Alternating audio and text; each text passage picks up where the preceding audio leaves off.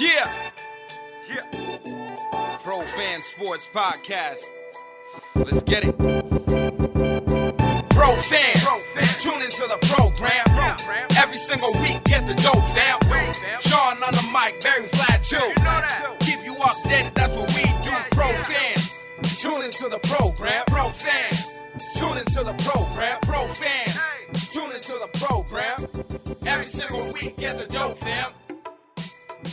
Yo, what to do, everybody? It's your boy, John Altidor with Pro Fan Sports Podcast, back at you with another one of my boys, Vladimir. And back to the show. We got NBC Sports Boston, Tom Giles. Welcome back, man. Thanks for coming on. How you doing? Absolutely. Good. Thanks for having me, guys. How's it going? How was everyone's weekend? We had some good stuff going on. We had a lot of good stuff going on, man. Tom, do you have any kids? No, not yet. No, not yet. Okay, so you haven't seen anything. You haven't seen any toddler meltdowns like that happened on Saturday here with the Celtics versus the Lakers. Have you seen anything like that before? Not that I can think of. I mean, especially for like a January basketball game, and like I understand, LeBron was clearly fouled by Jason Tatum. I get that, but I just he went on for quite a while there. That was like a solid minute of just absolute dismay and despair from LeBron. So the Celtics got a huge break and they took advantage of it, which good. You have to after that happens. You got to take advantage and get away, especially when they had lost 3 in a row. But that was something. The Pat Beverly stuff I thought was really entertaining. With the camera? When he brought the camera on the court? Absolutely. Yeah, I mean, look, he's really showing up the official in that situation. So I do feel for I think it was Eric Lewis. I feel for the officials, but I mean, he got creative, right? He got a camera, he showed him the picture, and certainly earned the T on that one. Certainly earned the tech. Man, I don't think I've ever seen anything like that, man. That was an epic meltdown, man. Like, I think I've watched that video over 100 times. I was watching it again today. I'm like, I can't stop. Dude, I can't stop laughing at how ridiculous that is. And I respect LeBron. He's one of my favorite players. But, man, that guy, when he gets going, he gets going. And the funny part is everybody, like, consoling him on the floor, patting him on the back. I'm like, there's a whole 5 minutes left to play, guys. It's going overtime. Like, you got 5 minutes. You can still win the game. I don't know. Well, I think he knew he wasn't going to win it after that. Right. That's why he overreacted and was over dramatic the way that he was, right? And, John, which video did you watch over? The LeBron reaction or the Pat Beverly reaction, or both? Nah, the LeBron reaction, man. I've seen it, the court view and then the TV view. I'm like, dude, it was an epic meltdown, man. I had a really good time watching it, and Jason Tatum's response to it, it was all a blur. I love that even more, watching him make the post on Instagram too, man. That guy, love him, but he comes with the theatrics. Nevertheless, man, it was a weekend full of sports. We had the Celtics going, and then we had, the AFC and NFC championships going in the NFL, man. What'd you think about the NFL weekend? Was there – go ahead. I was just going to say, thank God the AFC championship game was good, because that NFC championship game, just like that first half, you're just watching that whole thing unfold with Brock Purdy getting hurt, and then the 49ers couldn't do anything with Josh Johnson, and just that game was just over. And it's just, on one hand, like, Philadelphia is really good, and I think that a lot of people are kind of maybe holding back a little bit with how much praise they're giving the Eagles, because they haven't seen them play like a really good team or a really competitive game in months.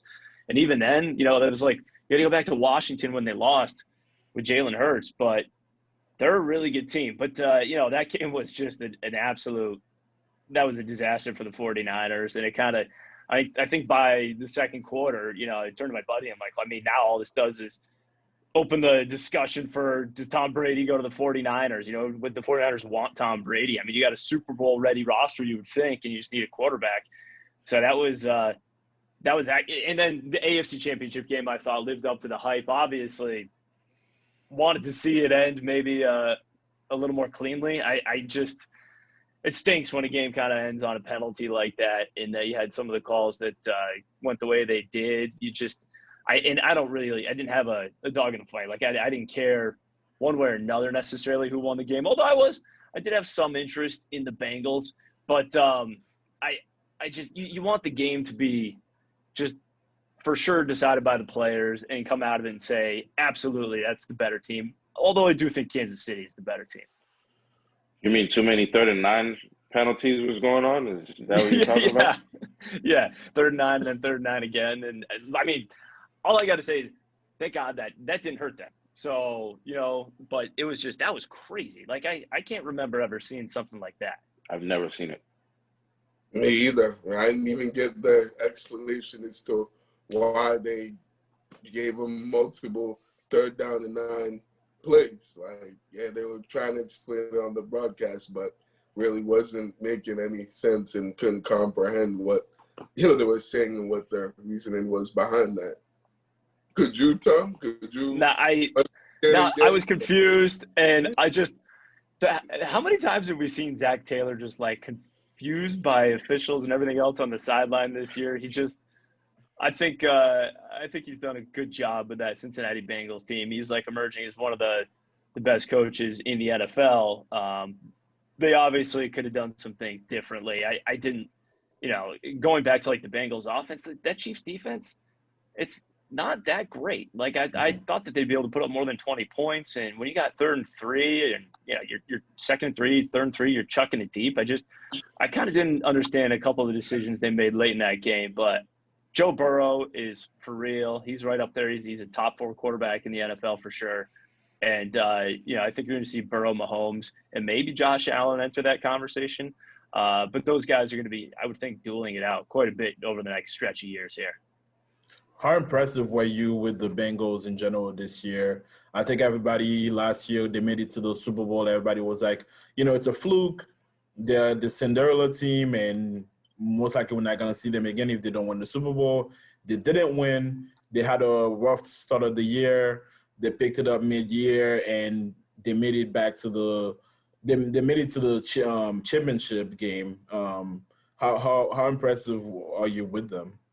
I think they're extremely impressive. I think that defensively they really came on as the season went. And Vlad, as you pointed out, like at the beginning of the year they struggled because the offensive line was a mess. And the fact that they were able to basically just they blew Buffalo out. I mean, for all intents and purposes, last week with 3 offensive linemen out of that game, with 3 of their starters not playing. That's extremely impressive. And I think they've got a great team there, and it wasn't just a fluke. But, yeah, it's just compared to where they were starting slow this year and to make the run they did, I thought they were the hottest team in football going into the playoffs. Like, I even better than the 49ers, because the 49ers, you still had question marks at quarterback. I thought that the Bengals were the hottest team, going into the postseason. And obviously they came up just short. And now you get Pat Mahomes in the Super Bowl, and I think deservedly so. I think he's done a phenomenal job with his Chiefs team this year. Yeah, I think Joe Burrow is becoming one of my favorite quarterbacks. I just think I like his poise. Even in the game yesterday, he was hyping up his linemen, and I just think if they give him a true solid offensive line, I think he's gonna be a real problem. I really like him actually. Yeah, and I think what's interesting too is what do they do at the wide receiver position? Like, is T. Higgins, is he going to be back with them next year? Because he's a great receiver and obviously had that phenomenal touchdown catch. Jamar Chase is, obviously one of the best receivers in the NFL. But, you take away T. Higgins, and that's going to take a little bit away from their firepower if that is the case. But, yeah, Joe Burrow, he's just a gamer, man. It's just like he brings it, and he's got that swagger to him. And I think that makes him one of the more likable quarterbacks in the league. Some people want to compare him to, a young Brady, and I don't know how much you would actually do that, but I think he's better he than has young it. Brady. I mean, yeah, as a player, he might be. Yeah. Yeah, you're probably right in his first couple of years for sure, but is he going to win as much as Brady? No, I don't think anyone's ever going to win as much as Brady. And then my other question for you was on the other side of the ball with the Kansas City Chiefs. I think we have to give – I mean, I think we have been giving Andy Reid his flowers after winning that Super Bowl. But I just think it's impressive to me how with the Eagles, he made it to a Super Bowl. He made it to numerous NFC championship with not so good of a quarterback. And now that he has an elite quarterback, he's making it to his third Super Bowl with that team. How impressive has Andy Reid been? And does he get a conversation in one of the best coaches in the league? Absolutely. I think. Not the league, the history of the NFL. Yeah, I think you have to start considering it for sure. He won a ton in Philly, and I think also what was interesting about this year was you're going into it, and everyone's talking about how the AFC West is so good that the Chiefs might not win the division. I can't remember if they were favorites to win the division or not, but not only that, but they get the number one seed. Like the fact that, and I think Patrick Mahomes gets probably more of the credit than Andy Reid, whether that's fair or not, but I would give it to Pat Mahomes because he just continues to just defy what we've seen at the quarterback position over the years. I mean, the underhand throws, just the creativity. He can always do it with his legs. Effectively did on basically one ankle yesterday. But he's still winning at a high rate, despite the fact that they trade away Tyreek Hill, and their wide receiver group really isn't that good. Like I don't think it's better than the Patriots necessarily. So he makes them better. It was more about Pat Mahomes, but I do think that's a good point that Andy Reid has he's really adding to his legacy here, in a Super Bowl over his former team. I think would go a long way. Yeah, definitely.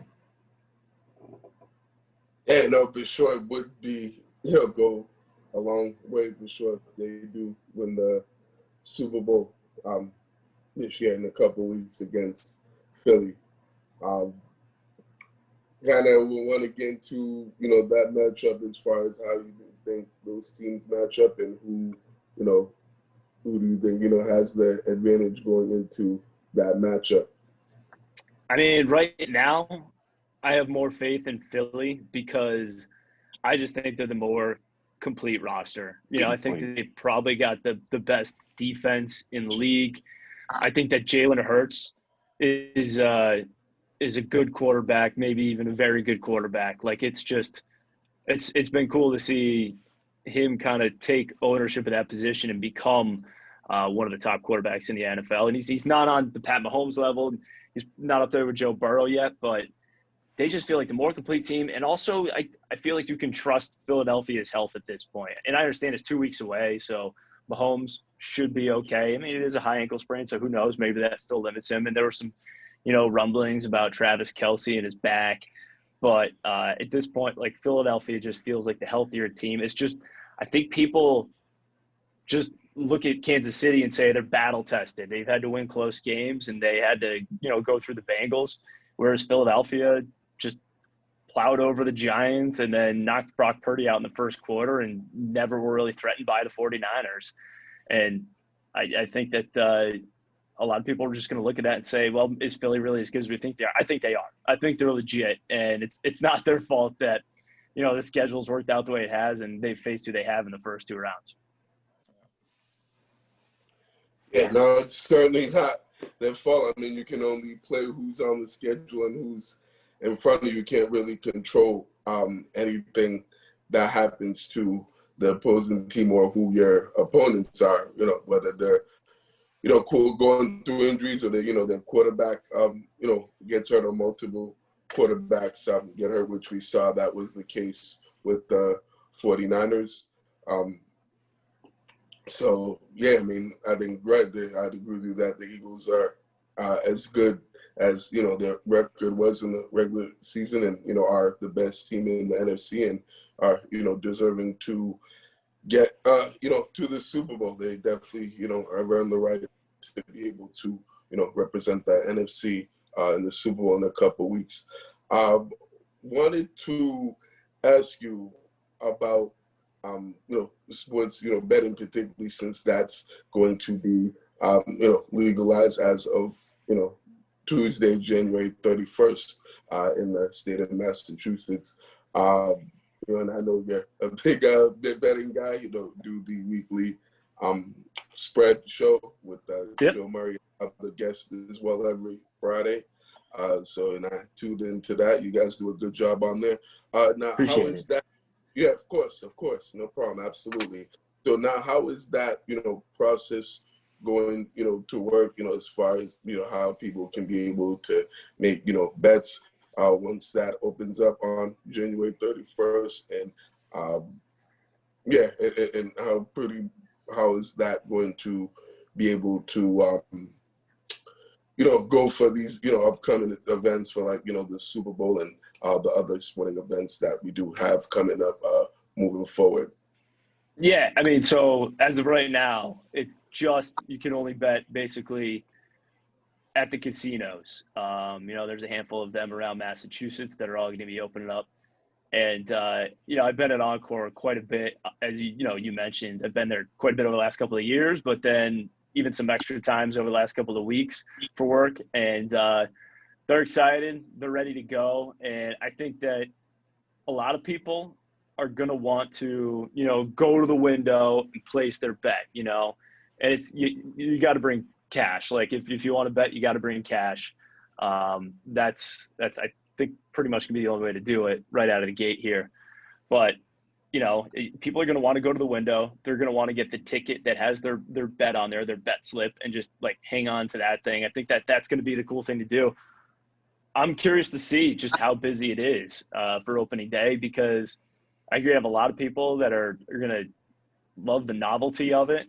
They've also got kiosks all over the place there. They've got like 120 kiosks, and I got to see one in action behind the scenes, but it's like a giant iPad, and you're basically, it's like using a gambling app on a giant iPad. And, for that, you just put cash in the machine and it spits out a ticket for you. And then you can redeem the ticket at either the sports book or any of the cages, so if you're playing a table game, whatever, you go to any of the cages and they'll give you your money for your winning ticket. But I think you're going to see a lot of people going in there, probably making some Super Bowl bets. What is interesting is, the Bruins and Celtics, their first games are not until Wednesday, February 1st. And I don't know that those lines will be posted before like Tuesday night. They generally aren't, because you never know who's in, who's out, especially more so in the NBA than the NHL. It's kind of hit or miss. But, people going there, maybe they'll be betting on – I think my first bet's probably going to be Celtics to win the NBA championship. I think that'd be a cool first bet. Hold the ticket for that. I think it's plus 350. So if you put $100 down, you can win 350. So that's probably the direction I'm going to go in. But they've got, a number of guests lined up, I know, for opening day. Julian Edelman's going to be there in the evening as part of the kind of launch, because he's a win bet guy. So I think it's going to be really interesting to see how it all goes. And as far as, like betting on our phones and everything else, that's probably not going to be until early March. I think that they'd really like to have that up and going before the NCAA tournament, since that's such a popular kind of sport to bet on. It gets so much interest. Games are on all day on those Thursdays and Fridays. And I think that they'd love to have the online stuff set up for that. And that'll be, we can bet on your phone using a debit card and using all those sites, DraftKings, whatever. But it's been in the works for a while. So I think they're all pretty excited that, it's here, it's ready to launch. And it, for our business too, I think it's big because a lot of people are interested in it. Like any game you watch, you can always have interest in it. Like the Eagles game yesterday, Eagles, 49ers, even if you bet on the 49ers, people are still getting on their phone and trying to rebet the game because they're like, this is over. What can I get at now? How can I get back into it? So it's, people like to have interest in it. And It's good. It's good fun, but, just as long as you realize, like, it's fun. Like, the people that think they're going to make a living off of it, the percentage of people that make a living off this it is minuscule. Like, it's really hard to do. It's just, so for me, it's more about having fun with it and, having some interest in, like, the Celtics game against the Lakers. Celtics come back and win this game. What can I get for odds on that? Plus 300. It's like, great. Let's do that. Let's get into it. So I think you're going to see a lot of people kind of probably trying it out, but just as long as, they're smart about it and they realize it's for entertainment value. It's for fun. So what you're saying is, Barry, pay your rent, man. Don't. Yeah. Don't bet the rent. Pay the rent. Yeah, that's for me and for all the people who are listening to this podcast and fans of Pro Fan Sport. Make sure your rent and your bills are paid before you go hit up the Encore Casino and place your bets on any of these games. Absolutely, man. Yeah. I mean, now that we got the game set, we're talking about betting. Who's your betting favorites for the Super Bowl?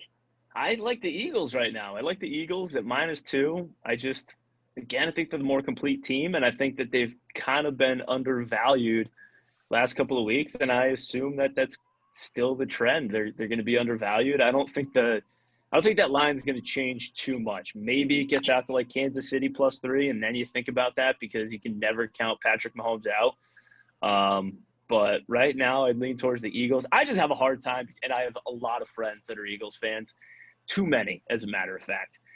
Man, no one loves talking about their football team when they're good more than Eagles fans. Like, and that's and to be fair, that's any fan of any team. To be fair, right. But they are a passionate group.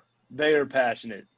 Yeah, as annoying as they are, I think a lot of New England is rooting for the Eagles to beat KC because there's talks about what Marquez Valdez-Scantling came out and was like, yeah, Mahomes the best to ever do it. And I don't think we like that around here in New England, Yeah, it's tough to hear, but, Patrick Mahomes has done things at that position that we've never seen before, and he just keeps doing it. He just keeps defying the odds.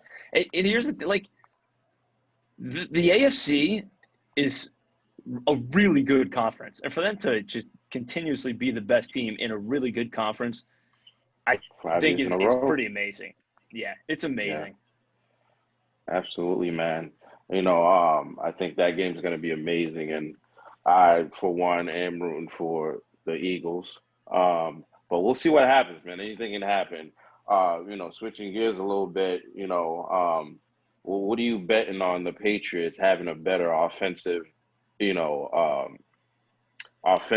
game next year, as far as like the offense goes on this team?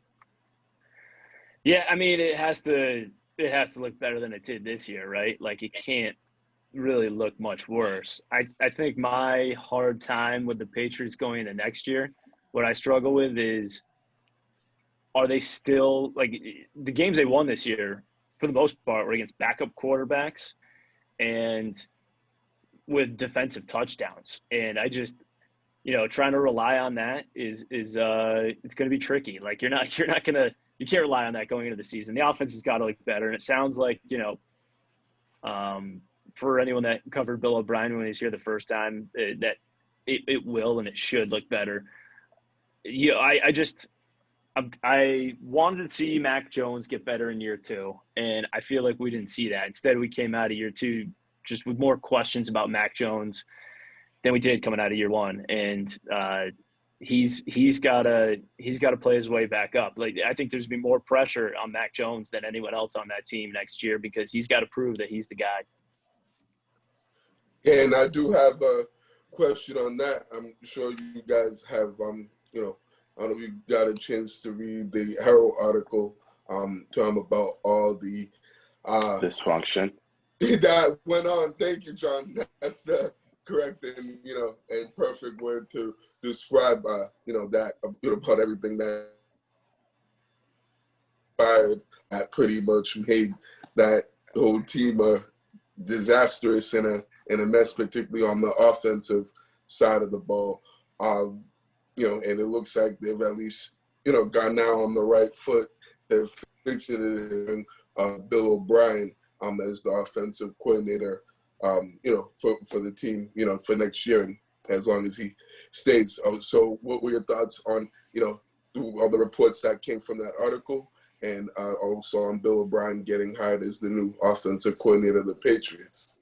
Yeah, I mean, I guess there shouldn't have been too many surprises based on kind of what you were hearing throughout the course of the year, but you just don't expect that kind of dysfunction for a Bill Belichick coach team. And it's crazy. And what is interesting is that they've got a lot of young guys that, you know, weren't around when Tom Brady was here. So they don't know that old Patriot way, if you want to call it that. And then the young guys are also, they're different than, you know, they ask more questions, and clearly it was just like everyone was frustrated, it felt like, throughout the year last year. And that it did not bode well. And I thought you saw it really come to like a boil after that Buffalo loss at home, when they just looked lifeless. And it felt like, I don't know how this team is going to be able to climb out of whatever hole they're in right now to be competitive enough to win a playoff game this year. And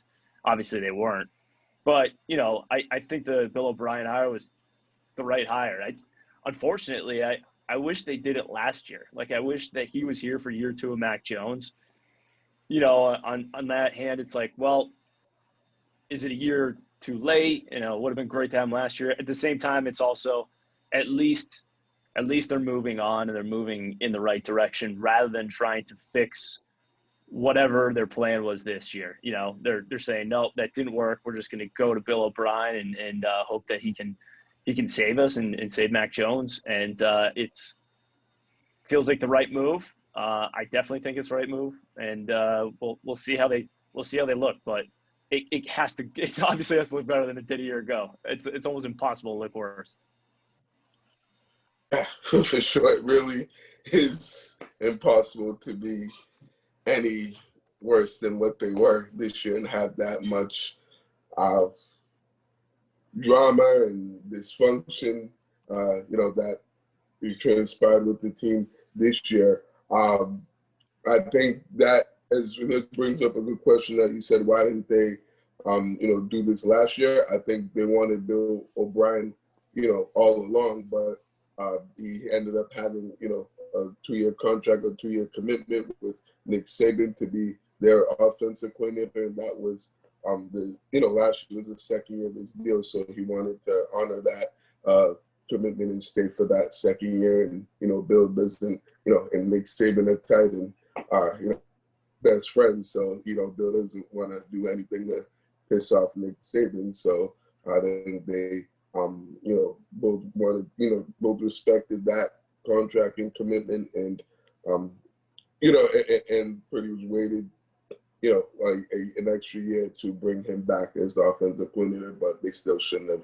brought Matt Patricia and Joe Judge even for 1 year to be the, you know, to run the offense and, you know, and coach Mac Jones in the offense. That is just baffling and mind blowing. I don't get why he did that. Yeah, it doesn't make sense to me. And, you know, I don't know how many positives they can take away from the experience, but at least, you know, again, at least they recognize this didn't work, have to move on and have to go in a different direction, and they're doing that. So that's at least like the good part of this, that it would, you know, I mean, it was as bad as it was, but because it was so bad, they had to change things. So it kind of forced them to make the change and probably make the right change. Absolutely, man. Did just have one last question regarding the Celtics. I know lately this team's been struggling and hasn't played as well. Are you concerned about this team and how they're playing, and do they need to do anything with the trade deadline coming up to, you know, change some things and get the missing pieces they need to for the rotation?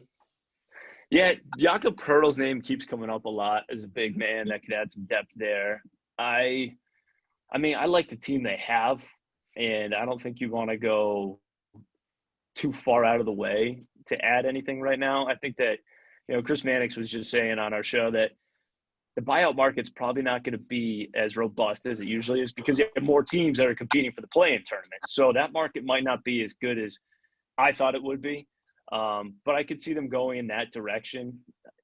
Jakob Perl could be a guy that they end up signing after, they trade for and then sign after this year. And, even if he's making $18-20 million a year, if you think about it, that's still only like $40 million that you have tied up in your three bigs with Rob Williams, Al Horford, and Jakob Perl. So I could see that, potentially being a case. As far as the way they're playing right now, I don't know about you guys, but I thought this team just looked tired. Like, they just looked tired. Like, you go back to that Thursday win over Golden State. They go to overtime. It takes a great deal of effort to come back in that game. The next game was Toronto. And, they were a little shorthanded. And once again, you had to have extra minutes for Jason Tatum, for everyone involved to come out with a win there. Rolled right into next week and back-to-back Monday, Tuesday, playing big minutes in those games because, again, you're shorthanded. You got guys that are hurt. So I think they'll be fine. I think that having these 3 days off was perfect timing. And I know that sometimes they don't play great after they have a few days off, but I think it's going to benefit them so much. They badly needed this rest. Jason Tatum, I think, chief among them. And yeah, they needed this break. And I expect them to come out, be good, have a good stretch run here going into the All-Star break, and then get another few days off there. And so I'm not that worried about it. They looked to me like they were a different team. And I think a lot of that, at least in my eyes, just looked like they were fatigued. Agreed. Absolutely. And those guys been Let me ask, what do you guys – do you guys want to see him make a trade? Do you guys want to see him make a move? I know another position people talk about is, like Sam Hauser's been struggling. So if he's struggling, do you go out there and try to find a wing who can shoot three and kind of step into that role if they feel like they need to boost that if they're not going to get that from Hauser? I think they need a big man. Al is great. Rob Williams, he scares me, with the injury stuff and his knees, man. And I think we need to shore that up and make sure we have some, capable person to come out. I think Luke is great, but, not exactly what we're looking for. So that dude on the Spurs that they keep talking about, I think he looked good here. But I guess it would have to be about what the asking price is and, what we ship out of here. Yeah, and it sounds like, future first-round pick, and then I would think you're going to have to give up a player as well. Yeah. I know that they were floating it out like a couple of weeks ago, and these are just rumors or people talking about what the price might be, and, would you have to give up Peyton Pritchard? And do you want to give up Peyton Pritchard? Or are you too thin at the point guard position if Marcus Smart is, dealing with injuries? Because Peyton Pritchard doesn't play every night, but when they need him, he's been pretty good for the most part, and so he can step into that role when they need him.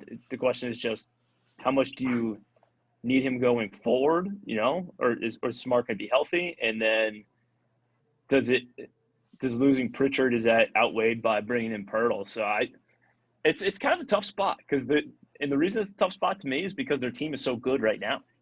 Yeah. It is a tough spot. Do you make a deal or stay put and be hurt by it later on? I think that's where we are right now.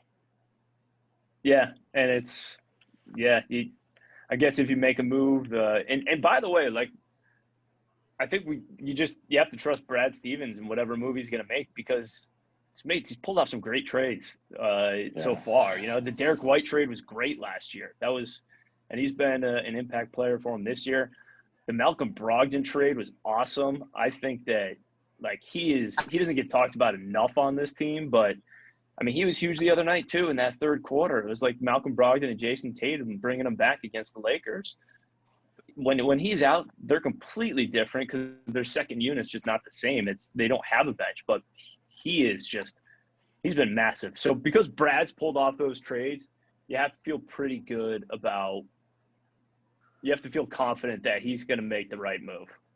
Yeah. No, for sure. I totally agree with that. I'd like to see them at least make a trade.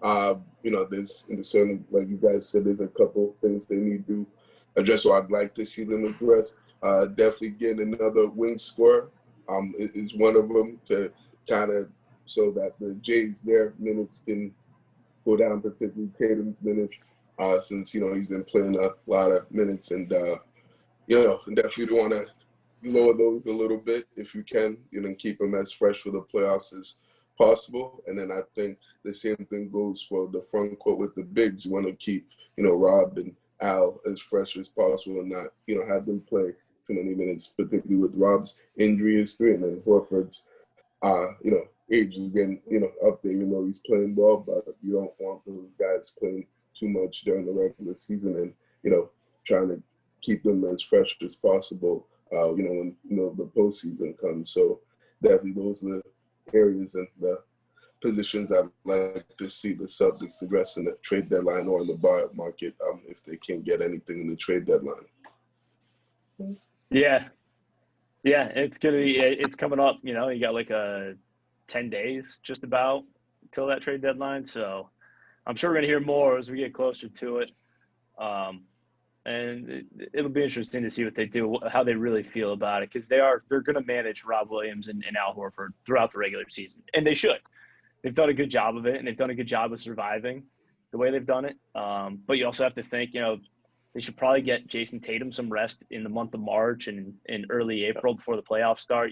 I think that'd be huge because he, looked tired at the end of the NBA Finals last year. So you want those guys as fresh as possible. Like, you think about the NBA, the playoffs are like a month and a half long, like almost 2 months long. So it's like that's a grind.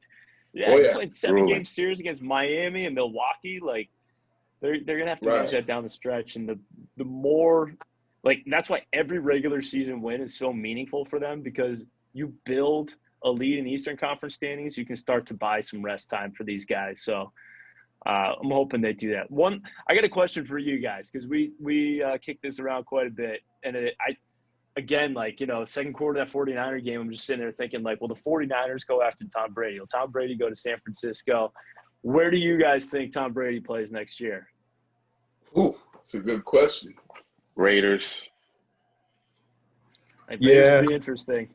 It's just lining up that way, it seems, Purdy looked pretty good with the 49ers, and I don't know if Brady wants to learn a whole new offense, where he can go to the Raiders and, he's worked with McDaniels and, he knows that staff and there's comfort there and, it's warm there, I think it just makes a lot of sense, for what he's trying to do. Yeah, I think the Raiders interesting. Yeah, I think the Raiders I think the Raiders make the most sense. It'll be fun to see him with the 49ers or what's the other team I was thinking about? The Dolphins are up there. The Jets. The Jets. Yeah, definitely not the Jets. I heard Detroit, the Lions. Detroit. I've heard that. I've heard that before. Yeah, I've heard Detroit before. Why do you want to go there? Why do you want to play for Detroit? Hey, grow the legend, baby. But yeah, I think the 49ers are probably up there. And the Raiders are up there. And maybe New England. Why not? Ooh. Vlad had to go there. Why not? Well, who's he going to throw to in New England? We don't have nobody. Right, and I don't know if he wants to deal and play for Belichick again. I mean, he likes Bill O'Brien, and at least we got him back as offensive coordinator, but I don't think he wants to, come back and have to deal with Belichick again, even for just one more season. If you think about it, that would be a great story, right? Kind of like LeBron come back home. Absolutely. Story-wise, It'd be awesome. Like, it'd be content gold. Like, we would have no shortage of back home. topics and, like, it would be amazing. I don't see it happening. I don't see that. I don't see it happening. That ain't happening. Also, like, I'm not sure what that would look like. You know, how good would they're obviously a playoff team, in my opinion, if Brady comes back. It would look like the good old days. It would. Nah, I don't know. You know, with no real name receivers and, you know, a good defense, and then Tom Brady making magic happen. It's like the good old days, you know. It could be, but it could be like that final season in New England where they made the playoffs. Oh, but God. They lost to Tennessee. Yeah. Yeah, for sure. My God, I hear. Hopefully that wouldn't happen if he comes back. But no, I agree with John and Vlad. I think that the Vegas Raiders make the most sense and the best fit in best situation for him to go win another championship and and win another Super Bowl, particularly since everything's in place there. Offensively they have great and outstanding talent there. They just need a quarterback. I think they need to show up some things on the offensive line and defensively for sure. They need some talent there, but I think those things can be addressed in the draft and free agency. But certainly, as like you said, from a coaching standpoint and from just a talent and roster standpoint, the Raiders would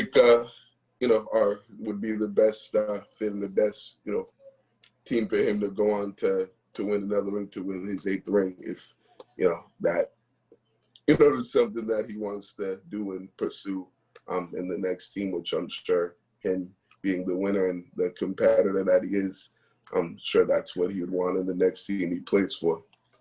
Well, that's if Aaron Rodgers doesn't decide to go to the Raiders, because I'm hearing they might want to move on.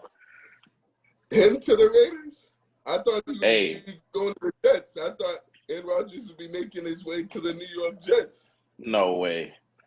No way. They just got his old offensive coordinator that used to be with the Packers, so he could team up and go link up with his old offensive coordinator who he played well with, and they know each other well. Just like Tom would be linking up with McDaniels, and they've worked with each other very well for years. So, I mean, it could happen, and I mean, they do need a quarterback, and the Jets have everything else in place. They got a really good defense. They got some good young talent offensively. So all they're just missing is a quarterback.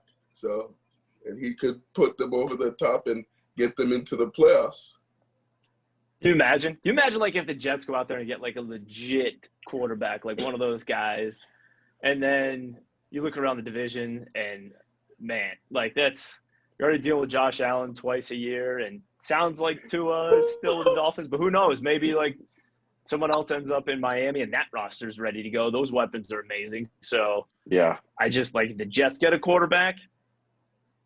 Like, the Patriots could be much better next year and still be in the same spot because the division could be that difficult. Maybe Lamar Jackson ends up in Miami.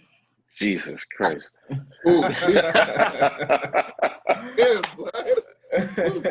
God. There's possibilities, man. There's a lot of possibilities this offseason. Should be an interesting offseason for sure. Very Absolutely. interesting. It'll be fascinating. It'll be, very exciting and entertaining. Can't wait and looking forward to it. So many guys will be leaving their respective teams and going to new teams, and just can't wait to see how it unfolds and and see where they end up going and and where they play for next year. Yeah, sir. It's gonna be a lot of fun for sure. Oh, Tom, absolutely. It's been a lot of fun having you on Pro Fan Sports Podcast again, man. You could have been anywhere, but you're here with us tonight. Once again, so. Keep doing what you're doing. We love your work, man, and you're always welcome to come on the show. Thanks so much once again. All right, appreciate it. Thank you, John. Thank you, Vlad. Thank you, Barry. Thank you guys for having me on. And we'll do this again. Sounds good. Yes, sir. Have a good night, man. All right, sounds good. You too, guys. Thanks for coming on. Appreciate it. Absolutely. And if you make any bets, good luck. Make them winners. We'll do it. If I need any betting tips, I'll hit you up. Yeah, I'm as good as I'll the let next you know. guy at hoping, you know. Oh man, I hear you. It's just all about hopes and prayers and lots of luck. I hear you, but I'm That's sure it. you know more than me, so I'm sure you could, give me a tip or two every now and then.